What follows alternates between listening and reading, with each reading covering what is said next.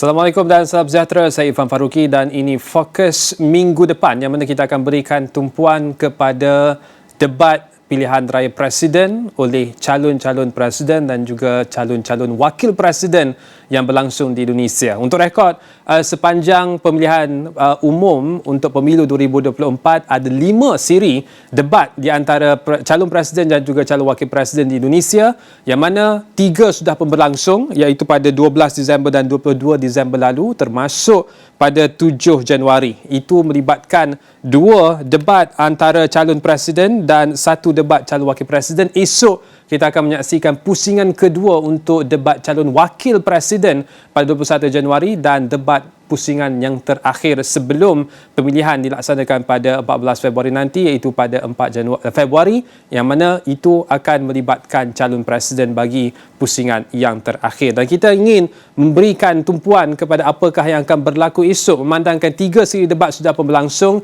dan pelbagai isu sudah pun dibangkitkan. Dan ketika ini kita bersama-sama dengan Pak Bapak Sasongko Yudo, Ketua Pegawai Eksekutif EBDAS Malaysia Sdn Bhd. Terima kasih Bapak bersama kami di waktu ini. Tapi kita mulakan dahulu pasca daripada debat calon presiden pada 7 Januari yang lepas. Pastinya ada beberapa analisis yang boleh kita bangkitkan, tapi kita tumpuan di awal ini ialah berkenaan dengan strategi untuk menarik undi. Adakah Bapak melihat ada sebarang perubahan dari strategi tersebut kerana kita dapat saksikan bahawa tingkah laku di kalangan pengundi khususnya di media sosial ini memberikan reaksi terhadap apa yang berlaku pada debat pada 7 Januari lepas. Mungkin kita mulakan dari situ dulu Bapak Sasongko. Pak Sas, apakah yang menarik dari sudut pendekatan kempen itu? Apakah ada perbezaan yang boleh kita bangkitkan di waktu ini? Okey, kalau selamat petang Irfan. Kalau kita perhatikan ada sedikit perubahan debat capres atau calon presiden yang kedua dengan debat capres yang pertama. Dalam debat capres yang kedua pada 7 Januari lepas, kita nampak naratif yang dimainkan bukan pengenalan visi, bukan meyakinkan masyarakat dengan visi, tapi kita nampak ada naratif-naratif serangan antara Ganjar dengan Anies terhadap Prabowo. Jadi kalau kita tengok lagi, nanti boleh tengok lagi, kebanyakan naratifnya is about attacking the lawan lah. Seperti itu. Dan itu memang saya tak pasti apakah itu memang salah satu strategi atau memang itu sebab emosi during debat. Tapi nampaknya cukup ada signifikan impact dari strategi menyerang pada debat capres yang lepas dengan sentimen masyarakat. Ya, kalau kita nampak dari analisa kami menggunakan analisa dari beberapa metodologi daripada media, online media, social media dan juga daripada survei di lapangan. Kita boleh nampak bahwa dalam sentimen masyarakat di social media memang nampak semuanya towards ke Pak Anies. Diikuti oleh Pak Ganjar, baru yang last adalah Pak Prabowo. Ini agak berbeza dengan pasca debat yang pertama. Yang pasca debat pertama kita nampak bahwa Prabowo cukup memimpin cukup mendahului dalam konteks sentimen di social media. Tetapi kalau kita tengok dalam media, online media, kita nampak Pak Prabowo masih ke depan, masih lebih tinggi daripada Anies dan juga Ganjar. Mungkin sebab position Pak Prabowo yang masa sekarang masih sebagai kabinet daripada Jokowi dan juga naratif-naratif yang digunakan tentu saja akan inline dengan naratif-naratif kerajaan. Jadi di dekat sini Pak Prabowo diuntungkan dengan posisi sebagai kabinet, menteri kabinet dan juga naratif kerajaan boleh secara tidak langsung menjadi naratif Pak Prabowo. Baik, kita telusuri setiap daripada analisis yang dikongsikan oleh Pak Sas kepada Syahwani susulan daripada debat calon presiden pada 7 Januari lepas. Seperti mana Pak Sas sebutkan tadi bahawa ini merupakan sentimen, belum sentimen, ini berkenaan dengan bagaimanakah hantaran dan juga perkongsian berkenaan dengan calon-calon presiden ini dikongsikan di media sosial selepas daripada debat presiden, calon presiden yang berlangsung. Kita boleh lihat dari sudut angkanya didominasi oleh Prabowo yang mana muat naik berkenaan dengan bapa Prabowo itu jauh lebih tinggi sehingga 798 muat naik berbanding dengan calon-calon lain. Begitu juga dengan hantaran-hantaran berkaitan dengan calon-calon presiden ini. Tapi lebih menarik apabila kita melihat peta persepsi netizen oleh warga Twitter, yang mana kita nak minta Pak Asas untuk kongsikan penjelasan. Kalau kita lihat kepada warna ini, banyak didominasi oleh gandingan Anies Muhaimin, 42% daripada perkongsian dan juga apa yang dibualkan oleh warga DX ataupun Twitter itu lebih banyak kepada gandingan dua sosok ini, Anies dan Muhaimin, berbanding dengan dua lagi gandingan lain, Prabowo Gibran hanya menguasai sekitar 18% dan 10% lagi dikuasai oleh Ganjar. Dan menarik kalau kita lihat kepada peta ini, warna itu didominasi oleh Anies, tapi sedikit sahaja yang dikongsikan oleh Ganjar. Mungkin Bapak boleh kongsikan berkenaan dengan relevannya peta ini. Okey, dalam memahami dari politik dan juga debat, kita kena tengok, kita kena asingkan sentimen masyarakat sebenar dalam ground dan juga sentimen masyarakat dalam social media. Sebab macam saya tadi cakap, dalam debat 7 Januari, kita boleh nampak bahawa Pak Prabowo mengambil banyak defensive positioning instead of menyerang. Sementara Pak Anies menggunakan naratif menyerang, bukan visi, tapi melakukan penyerangan terhadap contohnya prestasi Kementerian Pertahanan di bawah Pak Prabowo. Dan disambut oleh Pak Ganjar. Pak Ganjar pun menggunakan naratif yang sama dengan Pak Anies. Jadi macam dua-dua itu saling membantu untuk menyerang Pak Prabowo. Nah, sementara Pak Prabowo sendiri dalam debat yang sebelum ini menggunakan posisi bertahan. Jadi tidak melakukan serangan balik, tapi lebih bertahan. That's why kalau kita biasanya dalam masa debat, yang paling kita akan tengok immediate adalah dekat social media. Sebab social media ini kebanyakan netizen ini emosional. Mereka adalah emosional yang instan macam itu. Jadi of course ketika Pak Anies dan Pak Ganjar melakukan serangan dan nampaknya cukup berjaya, akan disambut dan diamplify oleh penyokong-penyokong mereka di social media.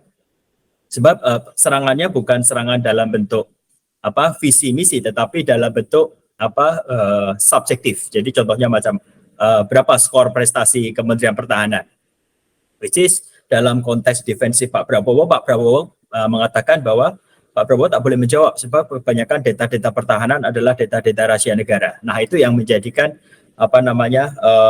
posisi netizen penyokong Anies dan juga Ganjar menjadi dominan dalam social media. Itu pandangan kami as for now lah, macam itu. Oleh demikian Pak Asas, menjelang debat calon wakil presiden cawapres esok, bagaimana ya untuk gandingan Prabowo Gibran khususnya untuk mencuri ataupun menguasai lebih besar daripada perkongsian di kalangan secara organik oleh netizen Twitter ini? Memandangkan kita boleh saksikan beberapa akaun Twitter yang sebenarnya agak dominan di Indonesia, Kompas TV, CNN Indonesia, yang itu berangkaian dengan beberapa lagi media lain termasuklah temco.com. Bagaimana untuk menyeimbangi kalau kita melihat kepada soal penguasaan khususnya oleh Ganjar Mahfud juga, nampaknya perkongsian mereka dalam perbualan di Twitter dan X ini nampaknya agak ketinggalan berbanding dengan gandingan Anies Muhaimin ini, Pak Asas. Okey, ini yang kita selalu berpendapat bahwa politik di Indonesia ini sangat-sangatlah cair, very fluent, especially since fenomena Jokowi tahun 2012 menjadi gubernur Jakarta, kemudian 2014 menjadi presiden Indonesia. Jokowi fenomena sudah membuktikan bahwa sebuah ramalan politik dah tak boleh lagi menggunakan ideologi.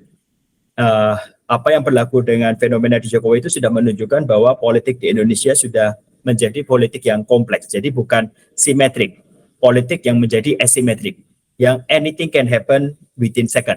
Macam itu. Jadi kita tak boleh meramal, sebab contohnya sekarang saja kan, Pak Jokowi sepatutnya ada dengan Pak Ganjar. Sebab secara ideologi parti, Pak Jokowi adalah member dari PDIP, Ibu Megawati. Tapi immediately sekarang Pak Jokowi ada di belakang Pak Prabowo, kan, menunjukkan Gibran, putra dari Pak Jokowi, menjadi calon wakil presiden dari Pak Prabowo. Sementara Pak Anies, penyokong-penyokong Pak Prabowo sekarang semuanya pergi ke Pak Anies. penyokong-penyokong Pak Anies, kebanyakan dari Parti Keadilan Sejahtera, semua dari parti penyokong Pak Prabowo sebelum ini, sekarang masuk menjadi penyokong Pak Anies. Jadi daripada sini kita boleh nampak suatu perubahan yang akan asimetrik, yang saya percaya bahwa nobody boleh meramal. Ya, apa yang berlaku nanti adalah apa yang akan menjadi apa yang berlaku dalam last minute nanti. Jadi dalam debat capres yang ketiga nanti kita akan apa? Sebab itu yang biasanya menjadi kami punya main reference. Sementara untuk cawapres, debat cawapres antara Gibran dengan Muhaimin dan juga dengan Profesor Mahfud, esok kita boleh belajar daripada debat cawapres yang pertama. Gibran selama ini selalu diserang dengan menggunakan bahwa sebab Pak Jokowi, Gibran ini tak matang, tak ada pengalaman, tak boleh bercakap, sementara melawan Profesor Mahfud, which is sekarang dalam Pak Profesor Mahfud, Wakil Presiden dari Ganjar adalah Menteri Politik dan Hukum ya, politik dan undang-undang, which is dan beliau pun profesor yang mempunyai banyak pengalaman. Tetapi dalam debat calon Wakil Presiden sebelum ini kita boleh nampak tiba-tiba 180 derajat, Gibran boleh membalikkan semuanya. Justru kalau Irfan tengok dalam debat cawapres yang pertama, Gibran menggunakan posisi menyerang Prof Mahfud dan juga menyerang Muhaimin dengan beberapa pandangan-pandangan yang saya rasa cukup modern. Contohnya tentang carbon storage macam ini ya, which is Pak Mahfud dan Pak Muhaimin saya nampak tak siap. Nah ini pun masa itu contribute terhadap skor persepsi terhadap Pak Prabowo dan Gibran yang selepas debat cawapres pertama, persepsi masyarakat kehadap mereka naik secara mendadak macam itu. Jadi dalam debat cawapres besok ini, mungkin Gibran akan menggunakan strategi yang sama, sebab Gibran ini masih muda, dia boleh menggunakan banyak terminologi modern yang mungkin kadang-kadang kurang dikuasai oleh lawan Gibran, which is yang sudah generasi yang sudah cukup senior ya macam itu. Mungkin kita akan dapat dengarkan calon wakil presiden sebut another day, another slay, kalau itulah antara tindakan untuk meraih lebih banyak undi di kalangan anak muda. Tapi Pak Sas, kita akan berehat seketika kembali selepas ini untuk kita mendalami lebih lanjut berkenaan dengan apa yang kita boleh belajar daripada debat calon presiden dan bagaimana ia boleh dicerminkan dalam debat calon wakil presiden yang akan berlangsung esok. Kita berehat seketika, kembali selepas ini.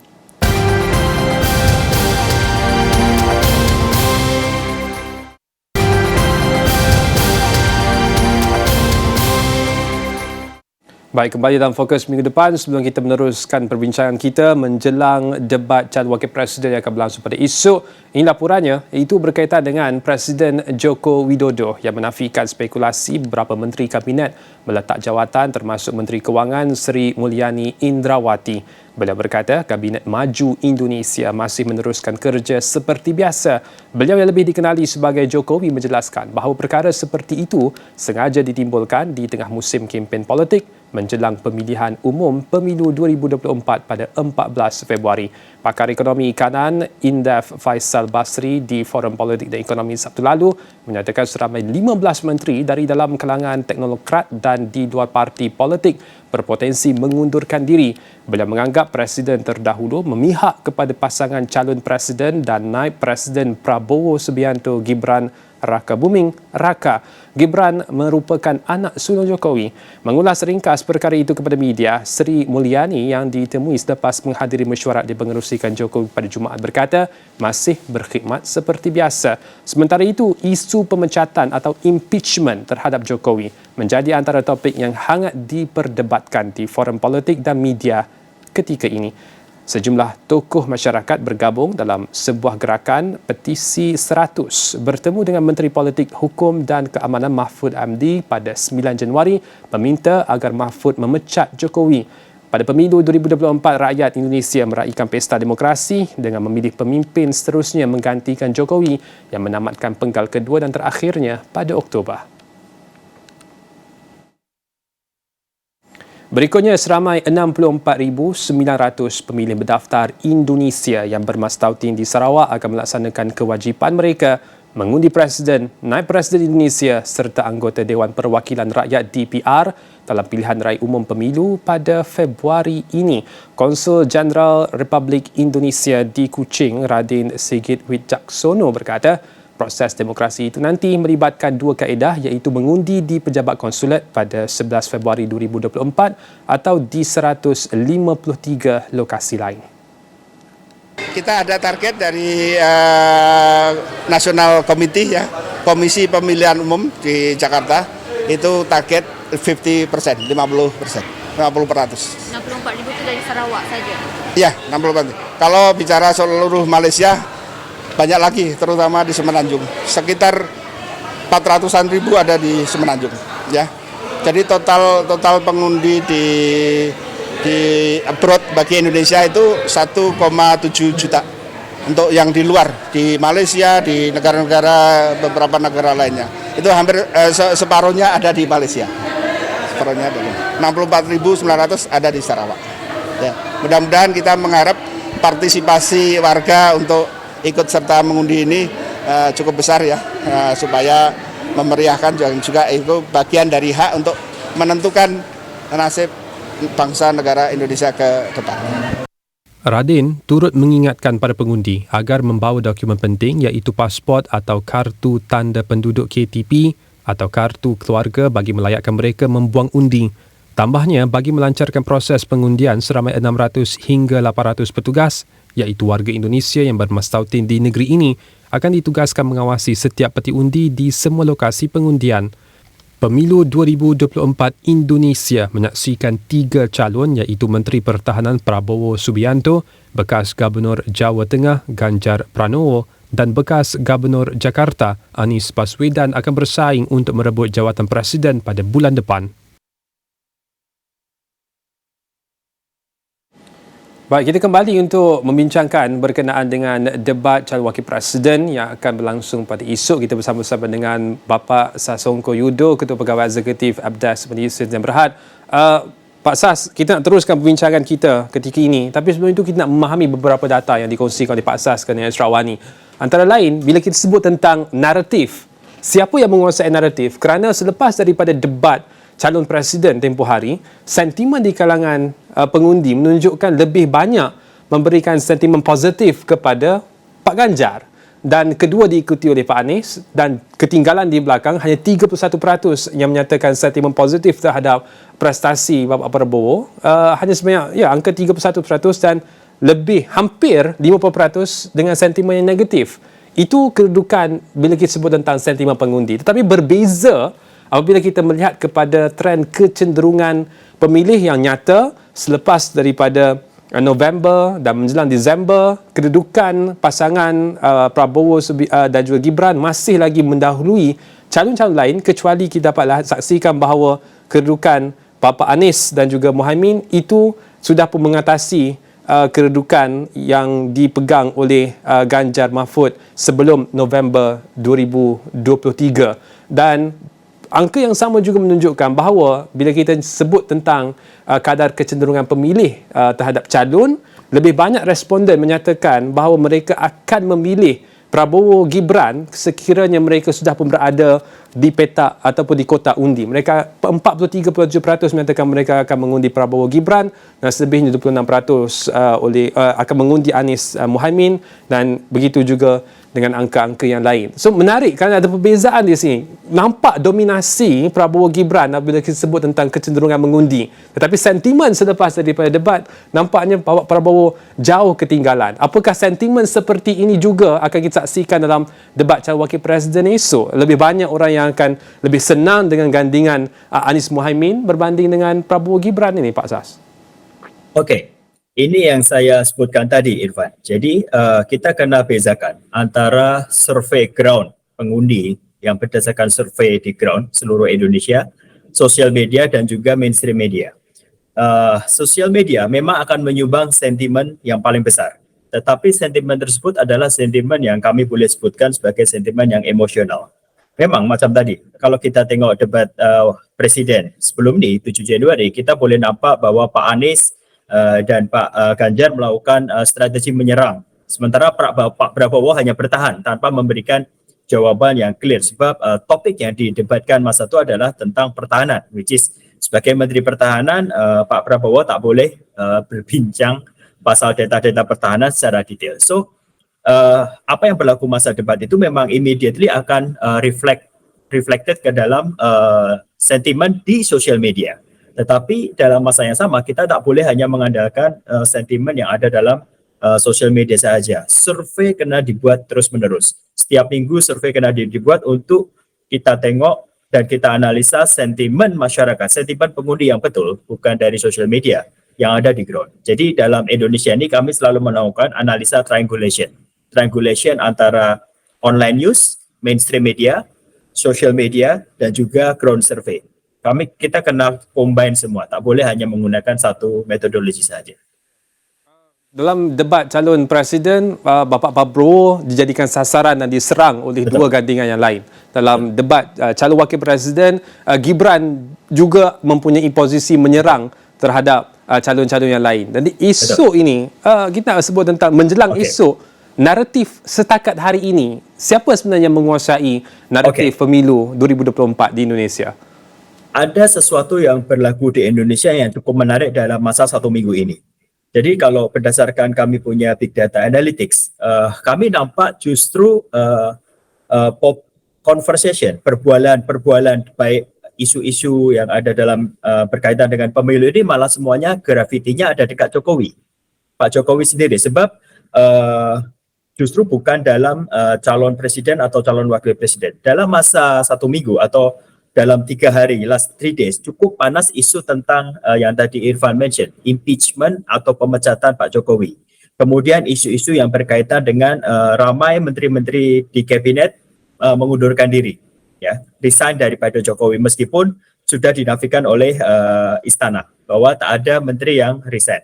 So, kami merasa bahwa esok debat yang akan dibuat adalah mungkin serangan akan berbalik. Pasangan Pak Mahfud dan juga Muhaimin melakukan serangan terhadap Gibran. Ya. Sebab sekarang serangannya sudah Pak Jokowi, sudah dibawa topik Jokowi, dan kabinet sudah dibawa ke dalam topik yang cukup panas untuk masa 1 minggu ini. So ramalan kami mungkin topik yang atau serangan-serangan yang akan digunakan dalam debat Cawapres esok lebih menyerang dan lebih diasosiatkan dengan Pak Jokowi. Sebab macam kita tahulah, kalau kita nak buat serangan, biasanya dalam media, dalam social media, dalam 1 minggu sudah dibuat satu conditioning, di mana nanti debat Cawapres tersebut adalah sebagai puncaknya atau sebagai climax dari conditioning yang sudah dibuat dalam masa 1 minggu ini. Tetapi adakah itu yang akan memberikan kesan positif terhadap sentimen pengundi? Sebab isu ini Pak Sas, tajuknya itu mesti dalam ruang lingkup sustainable development, sumber daya alam, lingkungan hidup, bukan soal impeachment. Jadi sekiranya ada cara membangkitkan isu impeachment ini, adakah itu akan menyebabkan pengundi rasa ini politik lebih, bukan fikir tentang bangsa nusa? Ini yang mungkin dari pihak Pak Muhaimin ini adalah bukan politik yang baru masuk dalam dunia politik. Pak Muhaimin ini adalah ketua Parti Kebangkitan Bangsa yang sudah berbelas tahun dan sudah berpuluh tahun, which is Parti Kebangkitan Bangsa. Kita boleh nampak backbone-nya adalah Nahdlatul Ulama. Kemudian Pak Mahfud ini juga bukan politician yang baru masuk, cukup senior. Jadi meskipun topiknya dalam bentuk sustainable, energy, development semua, tapi ya politik biasa. Boleh di framing, boleh di spin menjadi sesuatu yang digunakan untuk menyerang. Macam debat Capres yang sebelum ini. Topiknya adalah pertahanan, tapi boleh di spin, boleh di framing menjadi sebuah serangan yang actually targetingnya adalah credibility. Bukan tentang pertahanan, tetapi tentang credibility. Itu yang menarik dari debat politik di Indonesia. Apapun topiknya, itu boleh di framing dan dibungkus untuk dijadikan suatu peluru untuk menyerang pihak lawan. Ya. Dan terakhir Pak Sas, untuk debat esok ini, bagaimanakah calon-calon wakil presiden ini akan tampil berdebat untuk memastikan ada lonjakan dan juga berikan kelebihan kepada pasangan masing-masing menjelang debat pusingan terakhir pada 4 Februari akan datang sebelum pemilihan yang akan berlangsung sekitar 2 minggu selepas itu, Pak Sas? Macam tadi saya cakap, ramalan kami mungkin dari pihak Pak Mahfud dan juga Pak Muhaimin akan lebih credibility Gibran. Sebab kita tahu bahwa Gibran menjadi calon wakil presiden melalui sedikit ada kontroversi di Mahkamah Konstitusi. Mungkin itu akan diangkat dengan juga apa yang berlaku dalam 1 minggu tentang impeachment Jokowi, tentang ketidaknetralan Jokowi sebagai presiden dalam pemilu ini. Nah, ini nanti kita tunggu apa yang akan Gibran gunakan, ya. Sebab kita pun tahu Gibran ini juga adalah Datuk Bandar di Surakarta, di Solo, yang juga mempunyai pengalaman dalam konteks policy dan juga undang-undang. Nah, ini akan menarik Profesor Mahfud sebagai Menteri Politik dan Undang-Undang. Macam mana Prof Mahfud akan menggunakan pengetahuan? Tapi yang menarik adalah kita tahu bahwa Prof Mahfud adalah masih anggota kabinet daripada Jokowi. Jadi kalau dia menyokong ada impeachment ke Jokowi menjadi sesuatu yang cukup awkward juga. Nah, ini yang cukup menarik, Irfan. Kita akan tengok macam mana Gibran esok mencoba boleh bertahan atau malah justru Gibran sebelum diserang, Gibran sudah melakukan serangan-serangan dahulu. Itu yang cukup menarik. Ataupun mungkin Pak Mahfud akan memulakan domino, letak jawatan esok. Itu mungkin antara perkara-perkara luar biasa yang mungkin akan berlaku esok. Tapi itu sahaja kupasan untuk waktu ini. Terima kasih Bapak Sasongko Yudo, Ketua Pegawai Eksekutif Abdas Malaysia yang berhak berkongsi sedikit sebanyak analisis berkenaan dengan debat Presiden yang akan berlangsung, yang sudah berlangsung dan yang akan berlangsung, termasuk juga esok menjelang pemilihan umum untuk pemilu 2024 bagi Indonesia. Saya Irfan Faruqi. Salam hormat.